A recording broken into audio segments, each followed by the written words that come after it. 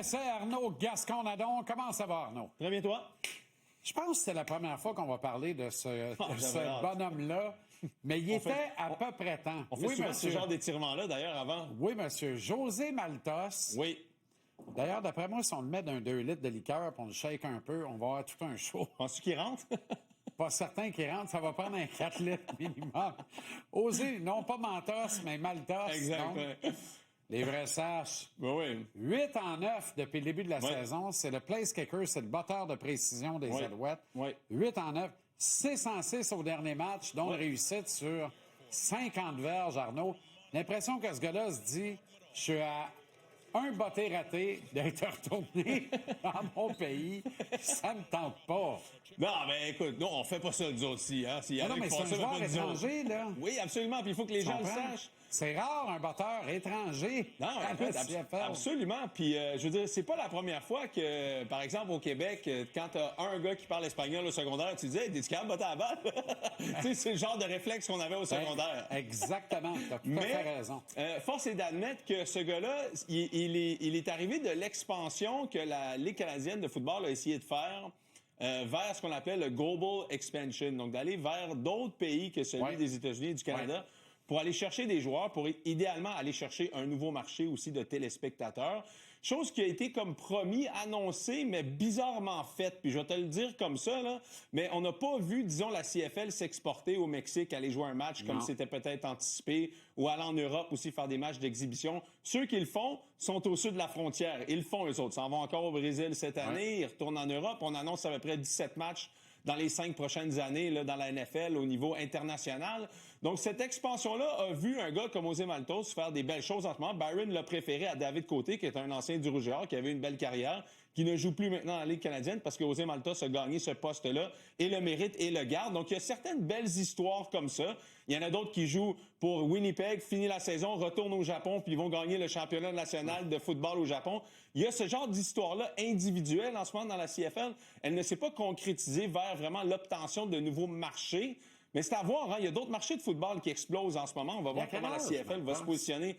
Il est pas jeune, là. C'est ça l'affaire. C'est parce que les gars arrivent ici, puis ils sont pas en début de carrière. Ils ont déjà un passé. Il est dans trentaine. Exact. De football professionnel, mais Louis semi-professionnel. Jusqu'à 58 ans, à peu près. J'exagère, mais à peine. Tu peux faire ça pendant un bout, là. Il y a des clubs de la NFL qui sont dans le trouble égal à cette position-là. Oui. Je serais pas surpris que quelqu'un fasse signe à ce gars-là. Ben, tu sais, je veux dire. C'est un automatique. Il rate jamais, Arnaud. Il rate jamais. Il y a un ratio écœurant. Pas toujours simple au football canadien, en plus. Non, mais être botteur, c'est comme être dentiste. Au début, tu es en sciences de la santé pour les médecins. Finalement, tu s'en vas dentiste. Au secondaire, tu joues au football. Finalement, tu te retrouves botteur. Mais au cégep, c'est très contingenté. C'est fin, tu comprends-tu? En calvasse. On salue ma dentiste que j'ai vue avant hier. Merci beaucoup, je t'adore. Mais visiblement, ça s'est pas bien passé. Je disais un peu la même affaire. Mais c'est ça pour dire que c'est contingenté être botteur. Jean-Charles, il y en a combien de botteurs? C'est comme être carrière. Exact. Il y en a 40 en Amérique du Nord. T'as pas le droit à l'erreur. T'as pas le droit à l'erreur. Donc, un 6 en 6 jusqu'à maintenant, il mérite son poste. Mais c'est la beauté de cette expansion-là. Tu sais, où est-ce que la CFL va aller avec ça? On a cette histoire-là individuelle, mais reste qu'il y a du football qui se joue ailleurs dans le monde. Tu me parlais de Travis Taze qui fait sa marque dans le champ arrière. Ouais, ben écoute, on avait Sean Turner-Linton qui a eu une bonne première performance. On se cherche un porteur de ballon depuis qu'on a laissé libérer notre porteur de ballon au camp d'entraînement. Donc, on a Travis Taze qui vient de South Dakota State. Puis, on a un petit peu de vidéos de Travis Taze, mais en gros, ce que je veux dire, c'est que Travis Taze, s'est positionné, est arrivé au camp d'entraînement, a eu un excellent camp d'entraînement. C'est un gars qui a été très productif dans la division 1 AA américaine jusqu'à même l'année passée. C'est un gars qui est capable de retourner des ballons, donc on sait que Byron aime ça. Porteur de ballon, tu peux mettre ça sur les unités spéciales, capable de bloquer dans le champ arrière, capable d'attraper des balles. C'est un gars très versatile. On peut penser à un genre de A.J. Wallet qui joue en Saskatchewan en ce moment.